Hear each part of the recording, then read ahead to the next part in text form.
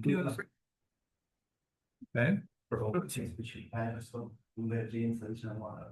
can geometry icon, se premiata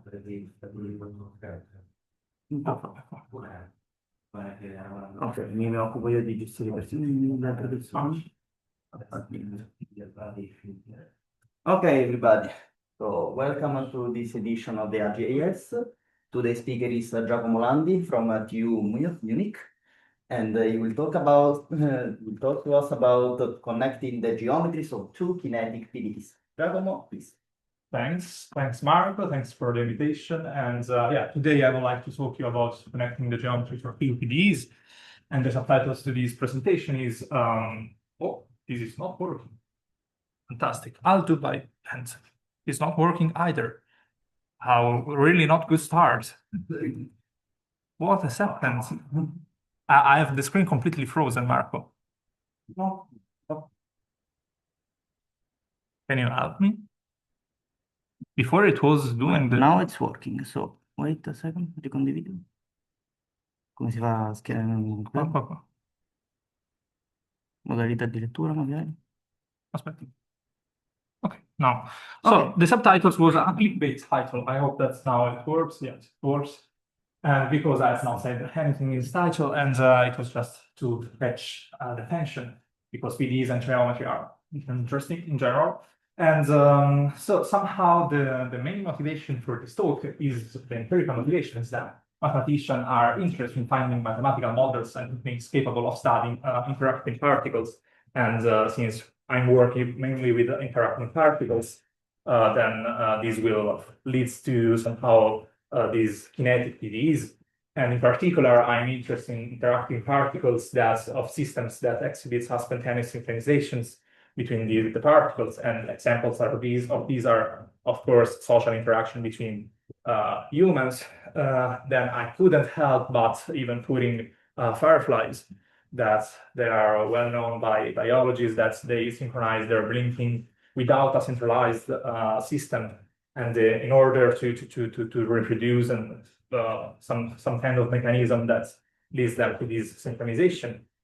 But besides biological and human systems, of course, we have even systems in engineering and toy systems. And this is a video that I hope that many of you have already seen on your Instagram reel or something like this, of this pendulum that is somehow the main thing that we have in mind, that they are connected somehow with some form of interaction. And in this case, the form of interaction is this wooden plank, and they, even if they are not human beings, they are still synchronizing one to each other if you wait enough long. And so yeah, today's talk will be about interacting particles, PDEs that rise from interacting particles, and in particular particles that tends to synchronize one to each other.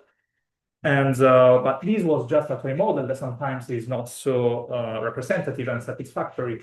And so the second example that I always have in mind is the Millennium Bridge, because this bridge in London has a particular characteristic, and the characteristic of this bridge is that the stay cables of the bridge that usually are in vertical here are quite horizontal. And so when they inaugurated this bridge in 2005, I think, it happened exactly this thing of the oscillators, because when humans, when we walk, we apply some pressure on the horizontal direction as well. And so the fact that the stay cables were in this direction allowed to this gigantic system to kind of have these oscillators behavior. And I think that in a few seconds we will be able to see that humans they will start into having this penguin kind of move all together, all synchronized. And this was indeed dangerous, and they closed the bridge right after the inauguration, and they paid millions of euros in order to repair this problem.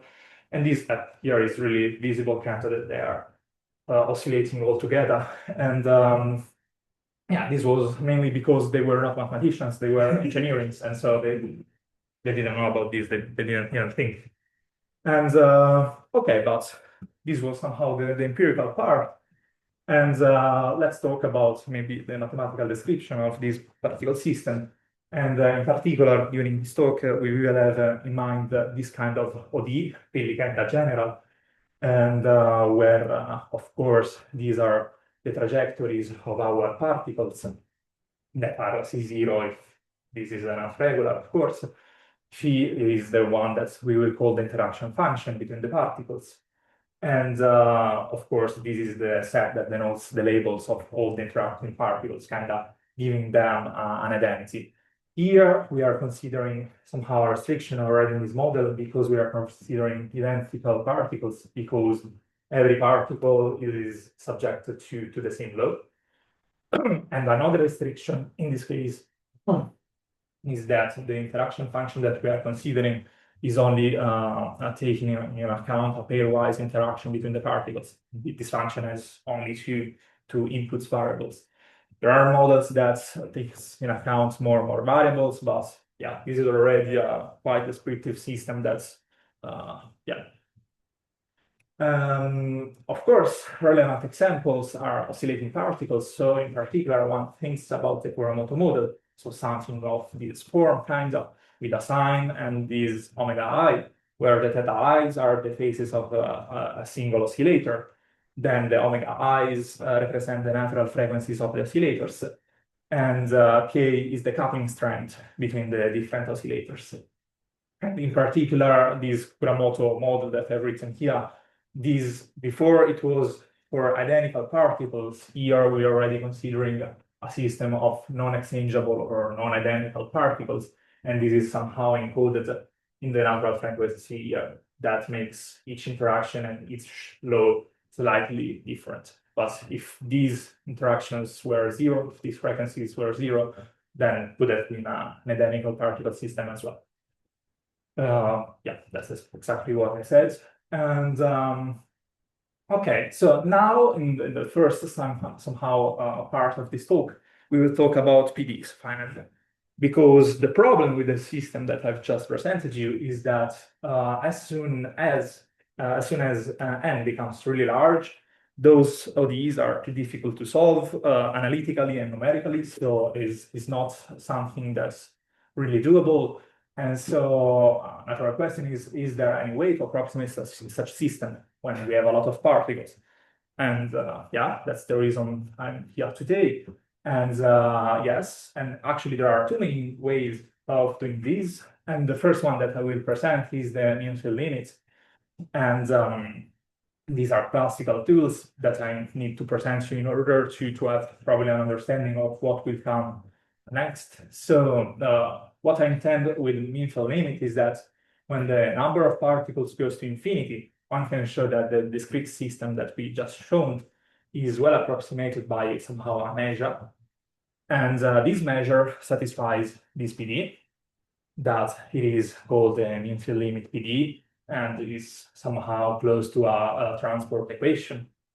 And somehow the physical interpretation of this measure is that this is the probability of finding a particle with position x at time t.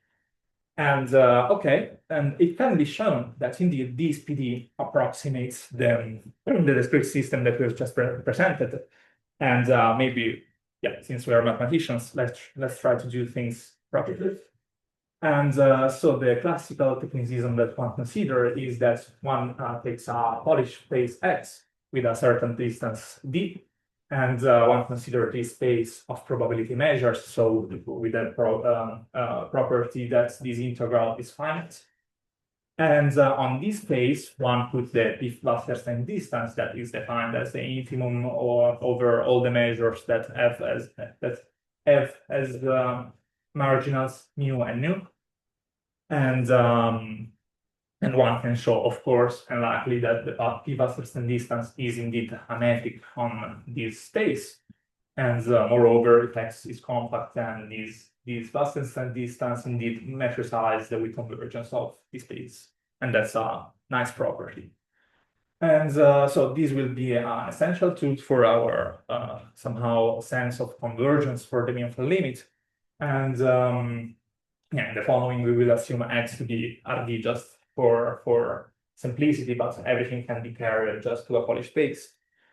And what we assume in this case for the interaction function is that the interaction function has to be skew symmetric, so just as this simple property, and then smooth enough. So C1 with bounded derivatives of order 1.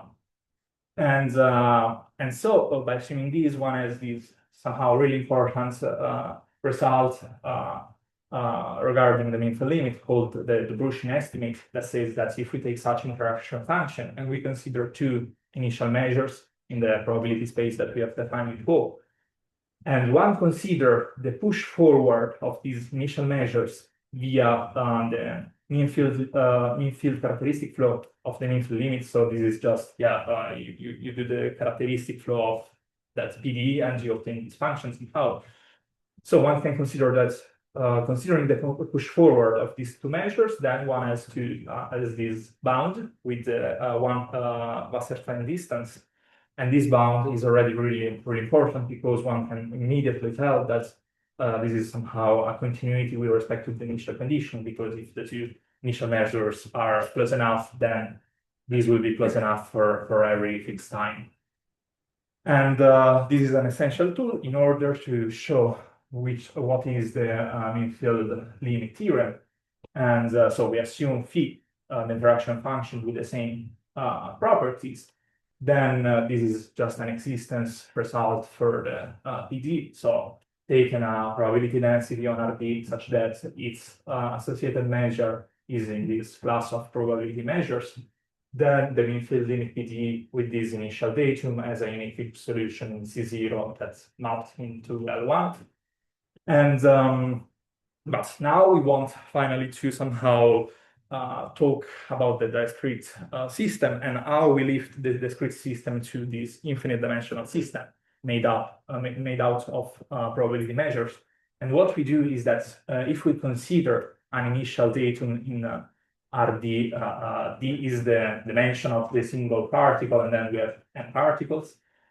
And then we lift this finite dimensional thing with this measure called empirical measure. That is nothing more than the linear combination of these Dirac's delta in these points. And so assuming that this empirical measure is approximating in the one Wasserstein distance the initial datum of the PD, then one can show that indeed lifting the solution of the discrete system that starts from this datum, then we have the approximation even for every time.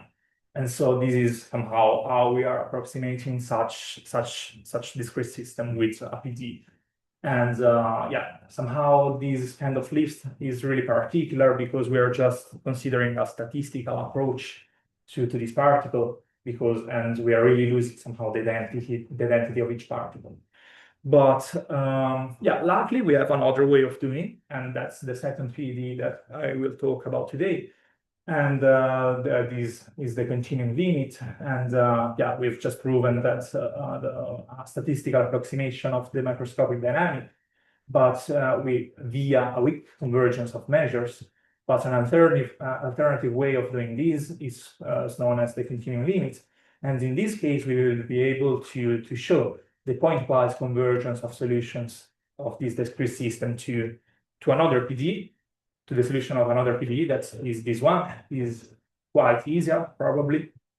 And in this case, there's even a different interpretation of our solution somehow, because our x, t, c, in this case, is the position of our particle labeled with this parameter c. So we are still taking into account the identity of each particle, where c is this continuous representation of the particles labeled.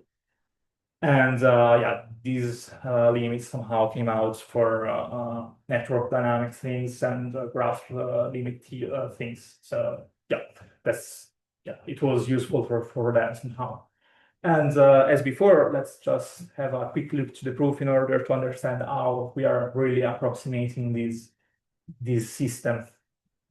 And in general, one can approximate continuum limits of this type, where this WV is a weight function somehow, and classically this weight function is considered that takes values in 0 and 1, and this is a symmetric measurable function, so really not that many hypotheses, but these arguments, of course, can be extended to whatever weight function with real weights.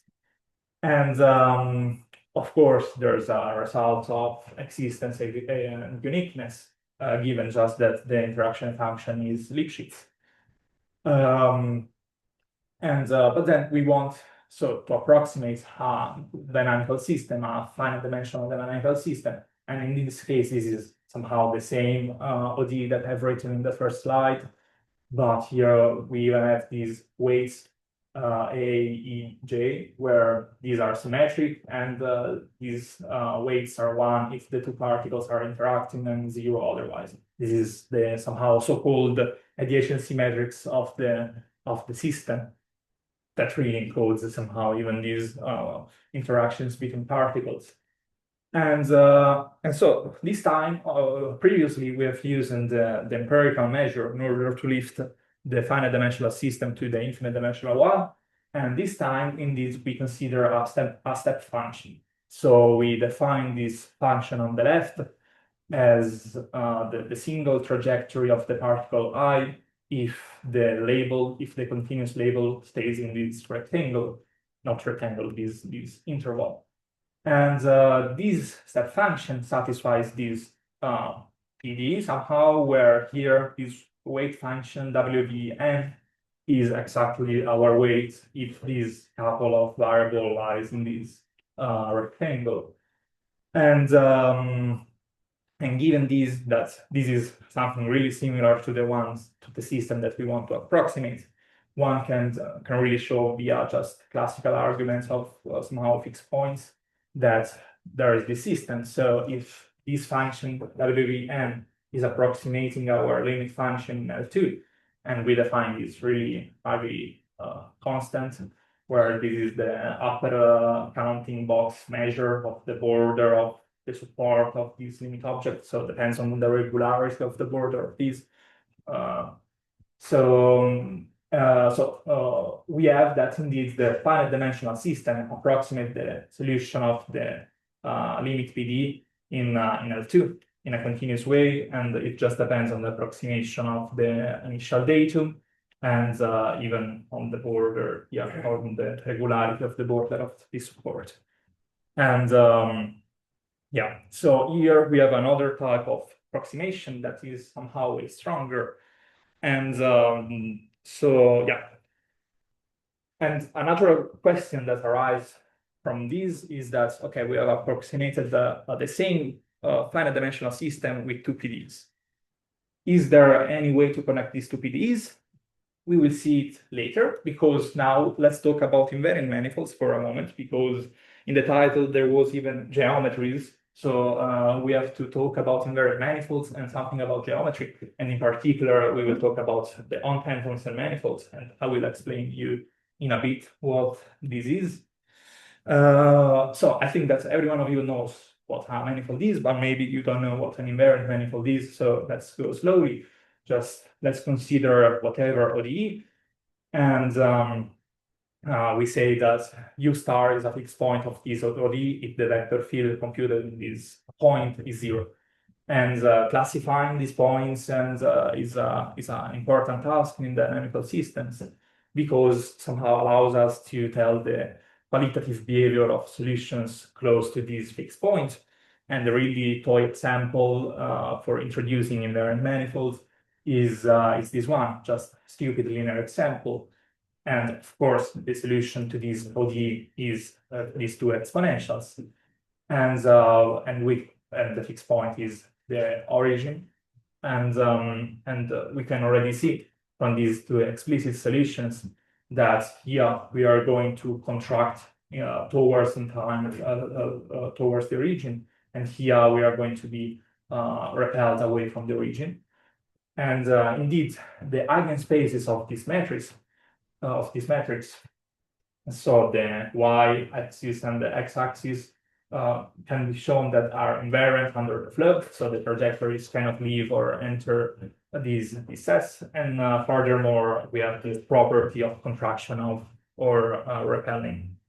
And S stands for stable, because here we are getting a tract, and U stands for unstable. So we are escaping from our fixed point. But here, it's really stupid. These invariant sets are just linear spaces, but this is because we are considering a linear example. And as soon as one is dealing with nonlinear force fields, one has to look at smooth manifolds, nonlinear smooth manifolds. And in general, these sets are defined. The stable invariant manifold and the unstable invariant manifold are just defined as the sets of points in R that are attracted to the fixed point towards in time or are attracted backwards in time, so are repelled somehow. And these objects can be generalized in the same exact way to PDEs, even to stochastic PDEs, to rough PDEs, to whatever you want, to pasta matriciana, whatever. And this is somehow what we are talking of. So this was the linear case.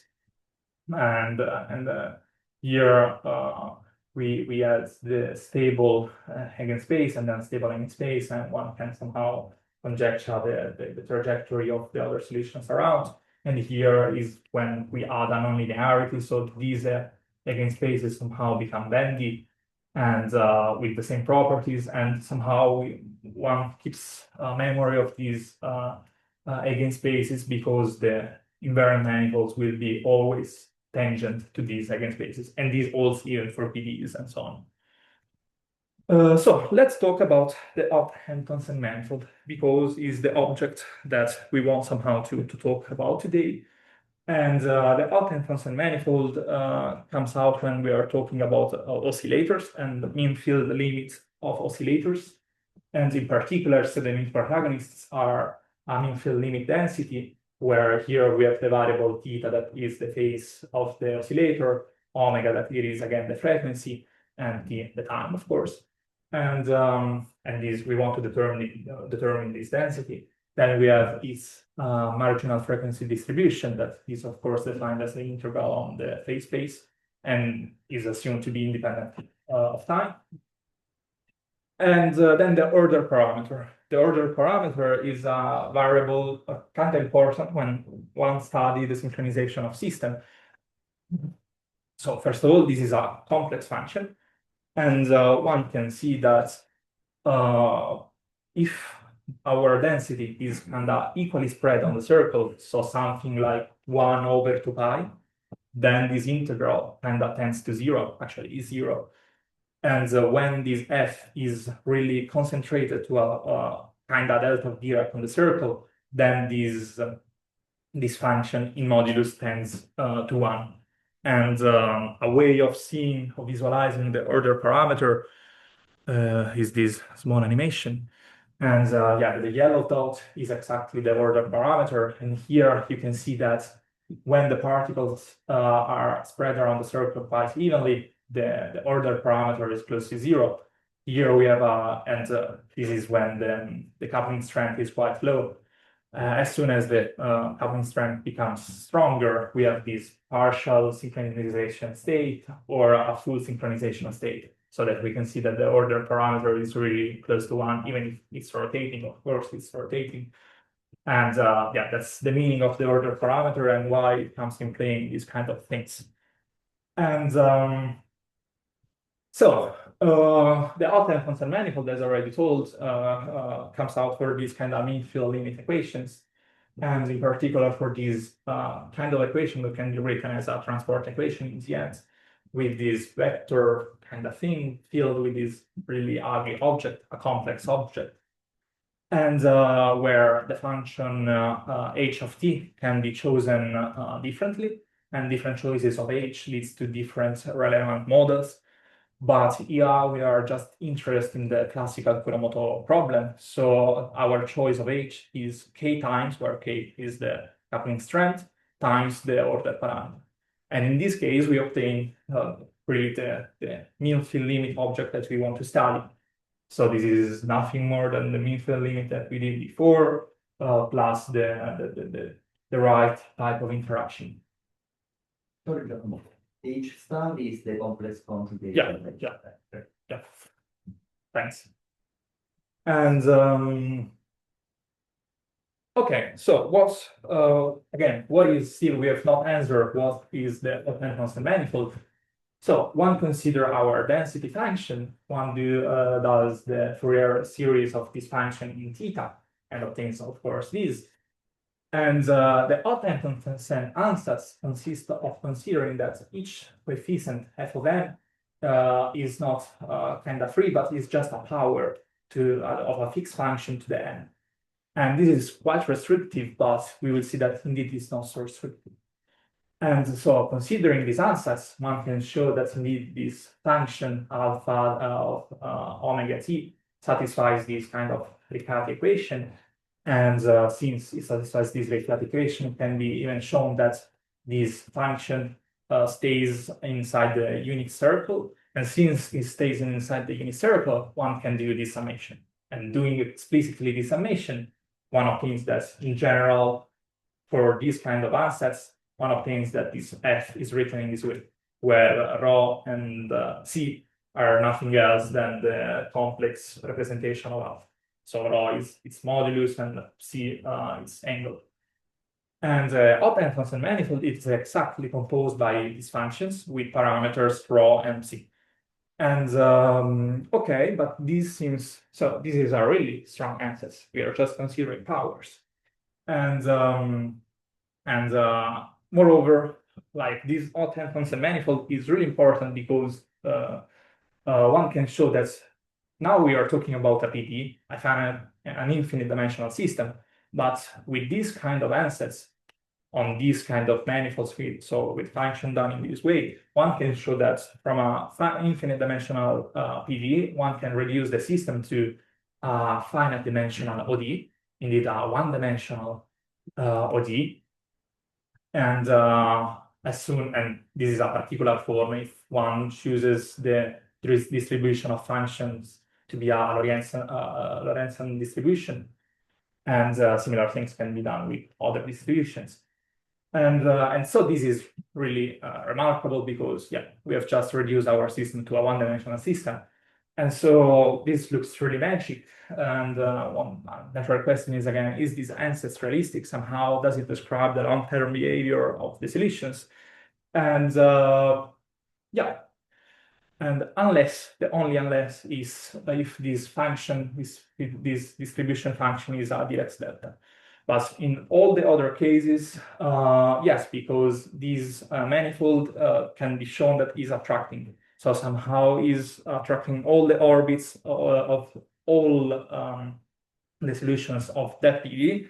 And so the long-term behavior of this of the general PDE, of the infinite dimensional PDE in the end is described by a finite dimensional system. And so, this tells us the importance of such manifold on one end, and on the other hand, it kind of justifies the ansatz, because in the end, yes, it's really talking about our system for a long time. So it's not so restrictive in the end to consider such an ansatz. And okay, we have finally introduced our system, and now we can go finally to the main results that me and my professor, my supervisor, Christian Cohen, we have recently developed in this direction somehow. And so we were talking before about the relationship between the continuum limit and the mean-field limit, because, okay, we have these two PDEs that describes the same finite dimensional system. Is there any relation? Yes. It was already known that given a solution of the continuum limit, it was possible to obtain a solution of the mean-field limit. So this is a classical function, this is a measure, and in order to do this, one considers the continuous empirical measures given by this object. And so in this direction, there was already an answer that from continuum limit, one can go to the mean-field one, but on the opposite side, there was still not an answer. So, and what we did is that we took somehow inspiration from a analysis kind of lemma. But what about the other way around? And the idea comes from this fact somehow that for every measure, for every one-dimensional measure, there exists a measurable function such that that measure can be written exactly like this integral. So the function that we have is here. And this function is in particular given by the pseudo-inverse of the cumulative distribution function of our measure. And yeah, it's quite easy to show this thing. And so we were like, okay, this is in this direction, this representation is really this one. But then if we do this, do we have that this function is indeed a solution of the continuum limit? Spoiler, yes. And in particular, we have considered again this kind of midfield limit where yeah, here there's no longer a measure but a function, the density probability of the measure that we are considering. So we are considering that our measure has a probability density, and sorry, can be shown that like if zero is absolutely continuous with respect to some reference measure, then the solution stays absolutely continuous, or it is a technical requirement. No. You can show if the initial datum has a probability density, then it's conserved because it's really defined with the push forward of it. So Because you mixed up the demand of two different things.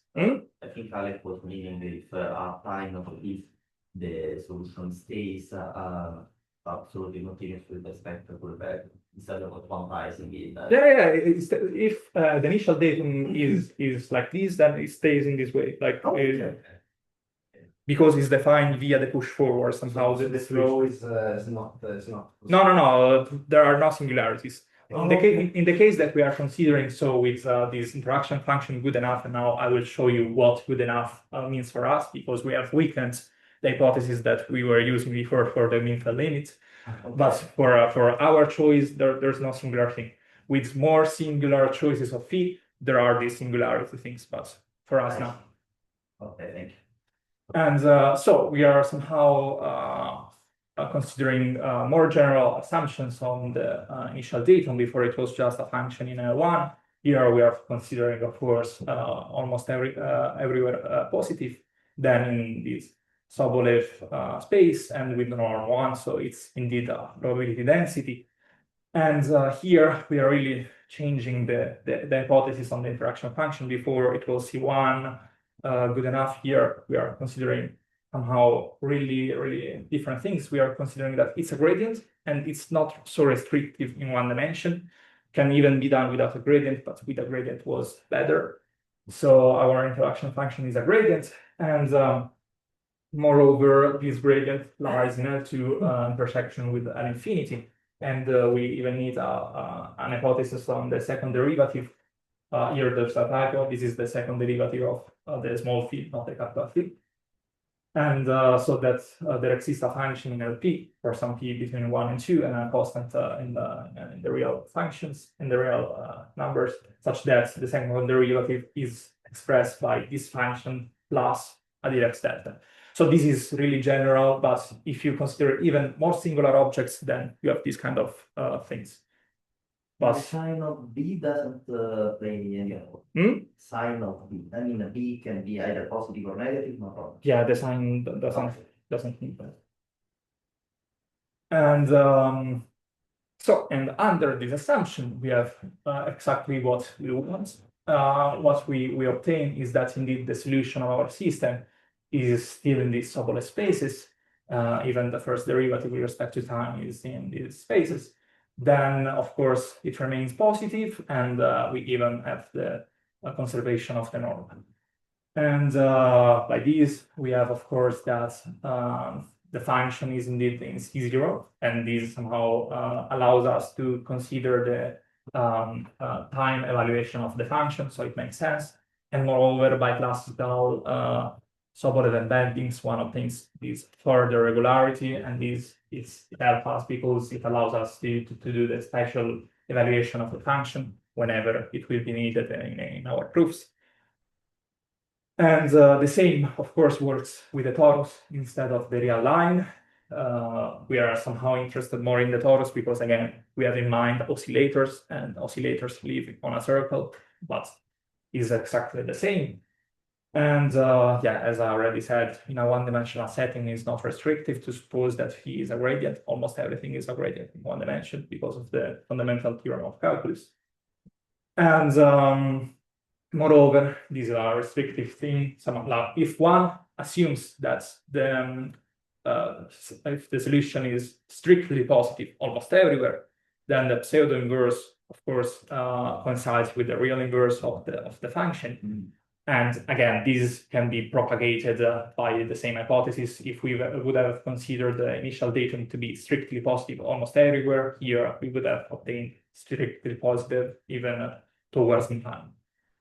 And so it allows us to identify the pseudo inverse with the real inverse.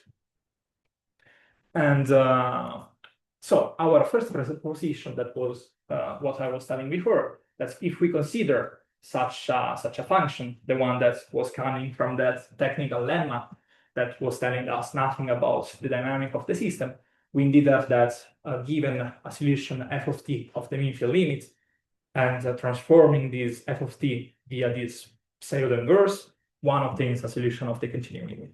And this is really nice already by its own, because yes, we are transforming solutions between the two systems. And moreover, this is on R. On the torus, we have the same thing, except for this extra term that comes from the boundary effect. Of course, we have some boundary effect that we have to fix, but still it works even on the torus.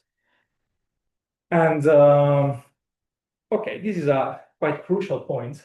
Is this process a bijection? Because, okay, we have solution that from the continuum limit goes to the mean field 1 and vice versa now. And no, it's not a bijection. And the reason why is really for the construction of this function, really from the first lemma that I've shown you.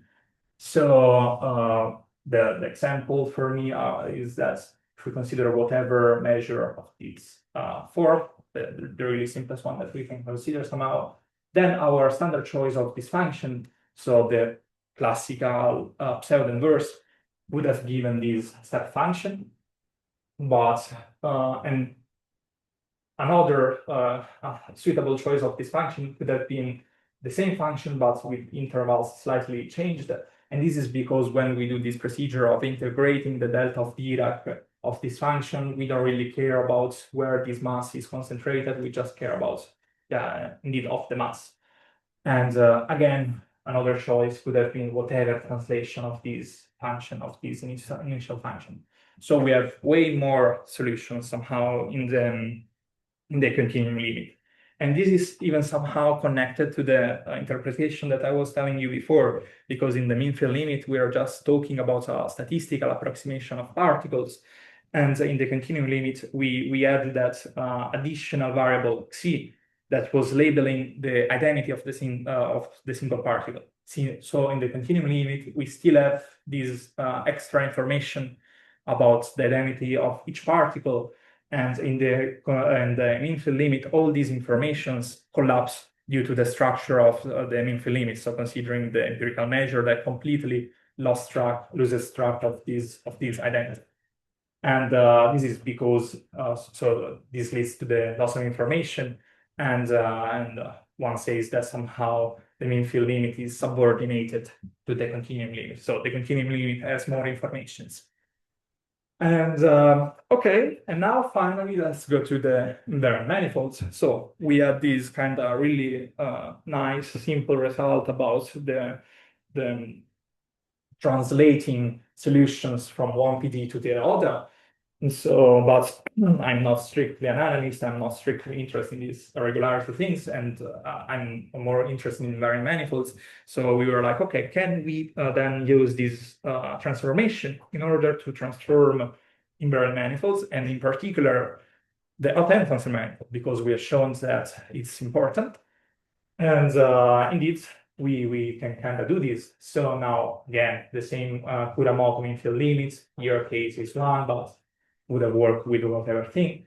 And a restriction that here is important is that, like, all the result that we have done is for identical particles. So even here we are considering the frequencies to be 0. So we are really in an identical particle regime somehow. And for this particular PDE, because before it was a little bit more general, one can show that indeed the Ott-Antonsen manifold can be expressed by this. And in particular, one can show that this object is the unstable manifold of that PDE of this equilibrium point, 1 over 2 pi, and 1 over 2 pi is really the uncoherent state where all the particles are equally spread around the circle, because this is again a probability density, so that's this type of this is the uniform distribution over the circle. And yes, one can tell that this is an unstable manifold because, as we have already shown before, this general PDE on this manifold can be reduced to a one-dimensional PDE that here in this case is even easier.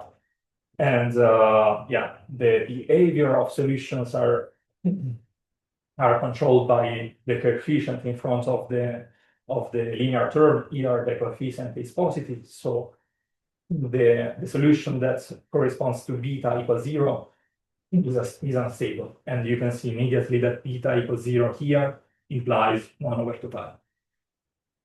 And in particular, then these solutions will try to converge towards in time to beta equal 1. And beta equal 1 here is a singular limit, so it's converging to a delta of Dirac. And this is even kind of showing synchronization, because at the level of measures, because again we are starting from a measure that is spread all over the circle, and then if we wait enough time, we have that the same measure is all concentrated to a delta of Dirac. So even at the level of measure, one has this kind of synchronization. And okay. So our hope was to derive an explicit formula and somehow to translate the Ott-Antonsen manifold. And in particular, so our hope was to derive an explicit formula for this manifold, where this manifold is referred to the continuum limit PDE for the Kuramoto model. And this equilibrium here, 2 pi psi, is exactly the equilibrium that one obtains translating 1 over 2 pi. So one takes 1 over 2 pi and does the translation minus 1 of mu, which is our mu. Then one obtains this without translation. And we somehow now we want to translate, so we have the Ott-Antonsen manifold on the side, and the question that was, can we really translate a whole geometric structure? So is there something here for another PDE here? And luckily it was yes.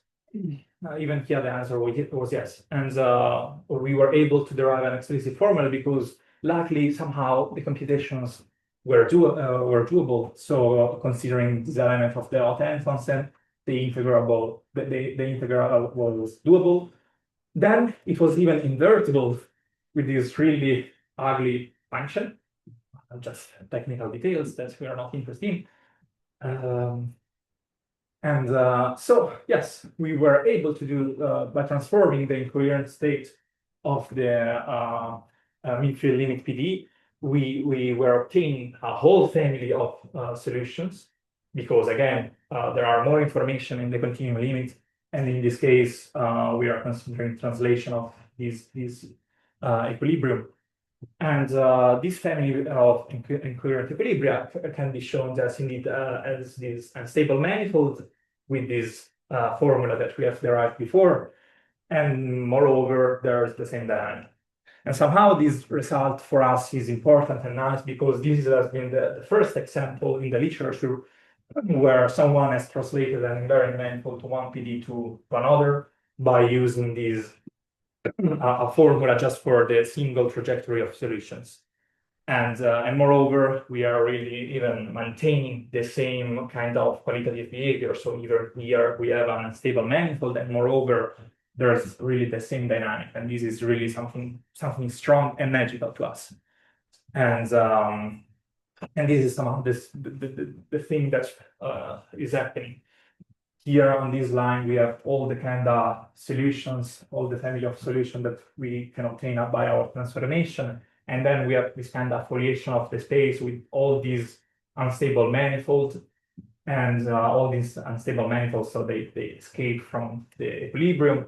And moreover, condition that all of them, they converge to the same asymptotic curve given by these with the parameter alpha. And again, this particular curve is not casual. It's really that if one again translates one as whatever Dirac's delta here and translate it here, one of them is something of this form.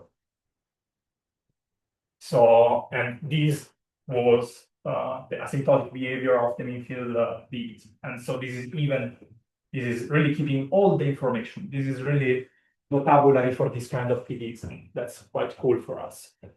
And so conclusion and discussions, because in this presentation I've assumed a lot of things that somehow maybe can be lifted or well, yeah. And in particular, in this moment, we are thinking of, is it possible to extend such results for a dimension bigger than 1? Because for the whole talk, we have really used that the dimension was 1. And moreover, what happens if we consider a system of non-identical particles? Is it possible to generalize such a formula even for omegas that is not 0 somehow? And regarding the dimension, we are not really positive about this, because in general, the set of these measures is just dense in the probability measures on RD.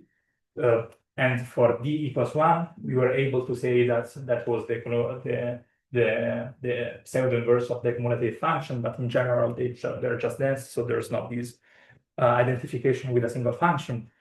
Moreover, the quantal function, the cumulative function and its inverse are not well defined in a multidimensional case, because in 1D you're using that there's an order on the line, and so you can really define the pseudo inverse and the cumulative distribution of function.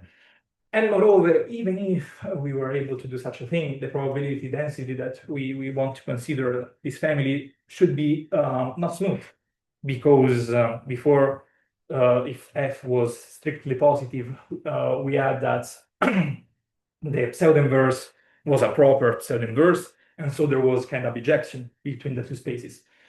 And this, of course, is not possible if we have RD and R1, so we cannot create a ejection. So we should consider really non-smooth probability density, and this is quite messy, not interesting. So we are not so confident in this direction. And even the non-exchangeable case, we have 0 idea, but maybe you will have in the future. I don't know. We will have. I don't know. And again, for the non-exchangeable case, as before, from the continuum limit to the midfield limit 1, one can do the same things as before, kind of, so considering the continuous empirical measure with this additional parameter. But in the other direction, it's really nothing known, and the formula that we've given doesn't work. And the only general answer is when one considers the interaction function really, really easy. So that's as the product of this phi tilde that just takes in account the single particles, and then the real simple interaction between the two particles is just encoded in a linear interaction, so it's not so interesting. And this is everything. Thanks for your attention, and moreover, happy carnival to all of you, because today I've noticed that it was the 17th, so the Shrove Thursday. And thanks for the attention, and I'm happy to welcome any question regarding the presentation.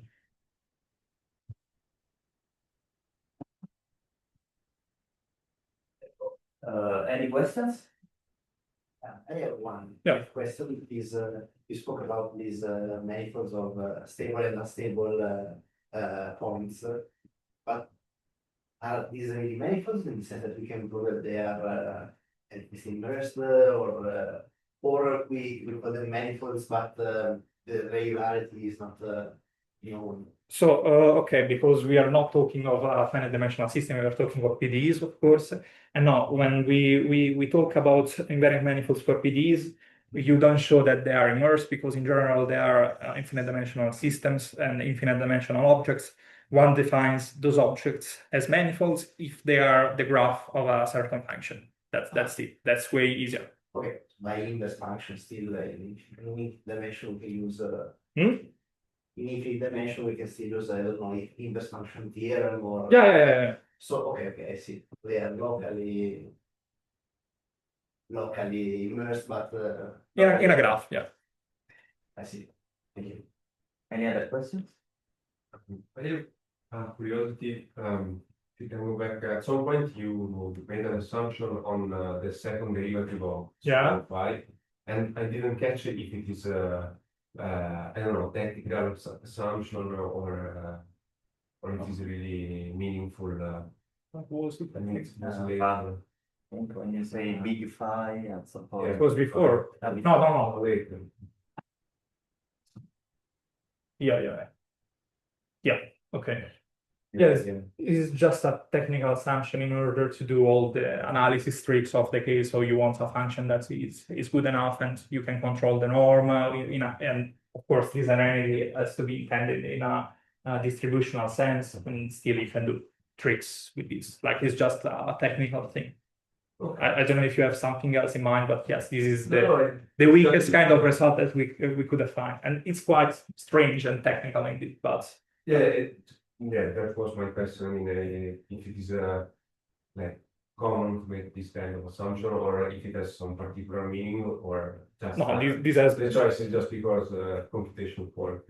computational work, and that indeed they are not so irregular. So even if you consider the second derivative in the origin, they're still quite smooth in a distributional sense. Okay. Maybe I'm mistaken, but I think that more or less the first generalization of that formula that comes to my mind is a measure. He asked the second distributional derivative to be a measure. Maybe it's already implied, but so derivative of